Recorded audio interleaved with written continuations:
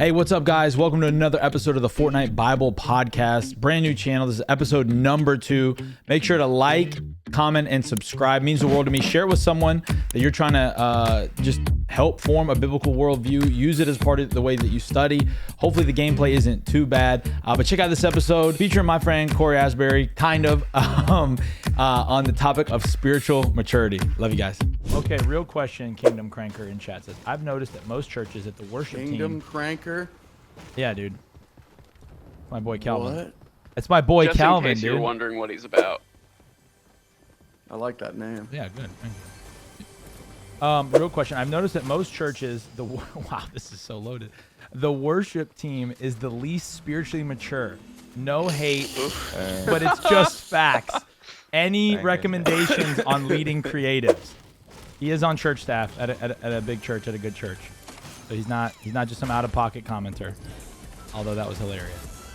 Bro, just saying facts afterward is so good. Dude. Like, this is indisputable fact. Just facts. Maybe starting with having your worship team actually attend service might help. Yeah, ooh. That's step one. Step one. Bro, but sitting through multiple, if you go to a church that has multiple services, that is brutal. That is hard, bro. That is so difficult. Bro. That's true. That's what I think, bro. I don't think people should have to sit through. Oh, that's why I could never be a campus pastor, bro. I'm like, nah. What? I can't do that. Okay. I cannot. You could do it, John. Come on. Yes, Ryan. I got splashes. We have time to talk about the gifts of the Spirit. Let us answer this question. I got a chug. Got a chuggy splash. Y'all want to jump up on me? Bathe in the aura. Bathe in the aura. I'm coming back to you right now. A lot of crowns in this lobby, boys. How can you tell? Oh, I see now. Watch the kill feed. I mean, I don't know. We gotta go circle, boys. Here's my take on Bounce pad going down. The phenomena that oftentimes worshiping creative teams are the least spiritually mature. I think it's oftentimes because pastors don't know how to relate to people like that. So not calling you out, but just the fact that you have to ask that question on how to better lead them is part of the problem. And I think there's just an inherent disconnect from so many pastors in the life of a musician, graphic designer, et cetera, et cetera. And honestly, I feel like oftentimes the pastors delegate the development and the spiritual leadership of their team to the people executing the services. Right, so it's like the worship pastor, the production director is like, yeah, make sure Jimmy's reading his Bible. And it's like, dude, I'm trying to execute your server or your service. Aren't you the pastor? So I don't know. I just think pastors shouldn't delegate the development of the creative teams to other people. I think they should be intimately involved. That's my take on it. 86 in the bunker. Oh, shoot. There's one behind us. Dude, he ripped me, bro. He's good. He wants my crown. I'm down. Yeah, low-key, the one on the right is good. Yeah. One on the left sucks. I would say the other element to why maybe this is true is that he's hurt, 90 white. In the modern kind of attractional church, we care about production era. They're going to have to move in. A lot of times we're picking talent over like faithfulness because we have a quote job to get done. And so I think that some of why they're less spiritually mature is because we're picking them and platforming them before we've discipled them. So I think it's fair to say that I would say it's more to do with the structure of the church and the leadership of the pastor than it is the fault of the creatives and worship artists, if that's the case.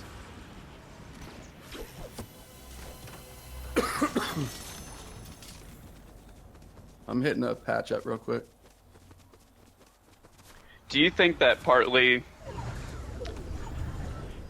because people are gifted that pastors have not pressed their teams towards catechism and stuff like that because they're like, well, I don't want to make the ceiling too high for them or they might leave, or trying to think of how to communicate that. Guys on me, coming back. Yeah, I mean, I personally, I feel like a lot of pastors mean well. I'm hitting them, but I'm not killing them. I'm hitting them. My crown. They're just so busy. They're just so busy. No.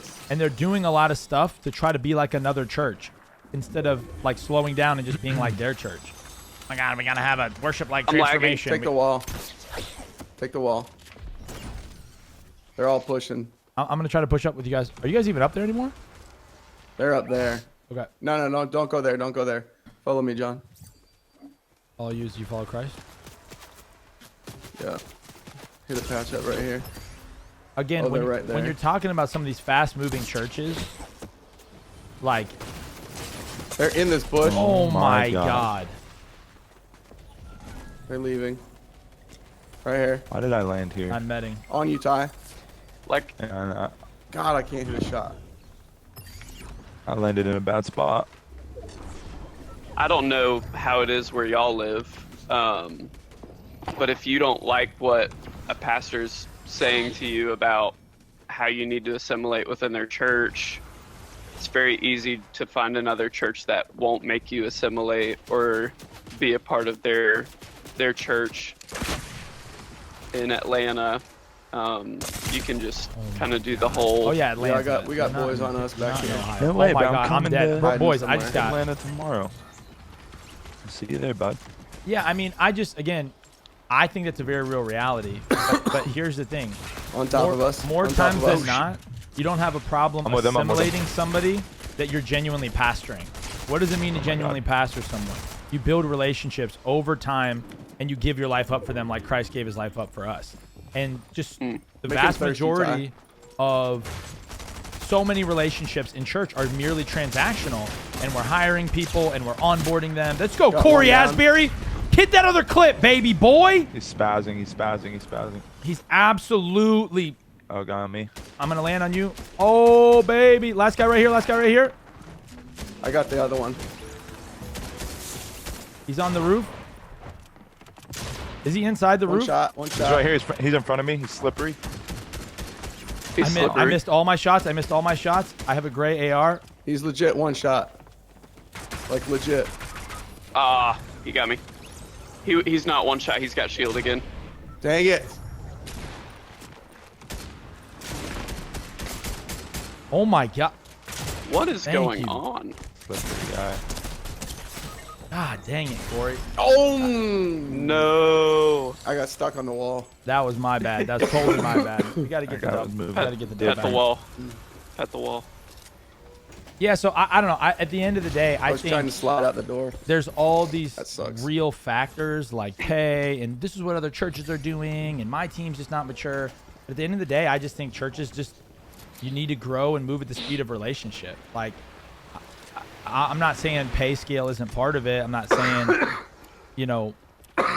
everything's on the pastor, but like, man, you're the leader of the church and you're the leaders of the church. You just got to everything that's happening in your culture rises and falls on you. And so if you don't have the time to pastor your worship team and to foster the spiritual nature of it, the church down the road paying more is not your problem, G. It's that you need to free up some more time to actually spend with people. If that might mean stop that podcast that no one asked you to start. Don't do a conference, don't do a third service. There's such a pressure with pastors to be like the church down the road, to be like Highlands, to be like Elevation, to start stuff and grind. And I just wonder if pastors even know why they feel like they have to start some of this stuff. And if that stuff they're adding is coming at the cost of pastoring their people, especially their worshiping creatives, bro, we've lost the plot. We've lost the plot. Here's your 2025 resolution, pastors. Stop doing so much. You're welcome. Everyone will thank you. They don't want more events. They want more of you. And you feel like you can't give more of you to them because you're writing too many sermons, and you're doing too many events, and you're producing too many podcasts. That's not what they asked of you firstly. They asked for you. They want your presence. And you can't multiply leadership through your teams if you're not actually investing it into your teams in the first place. Flip that. Hey, thanks so much for joining us on this episode. Please, comment something that you learned or another question you have about the Bible. These will inform future episodes. Follow me on Instagram. I love you guys.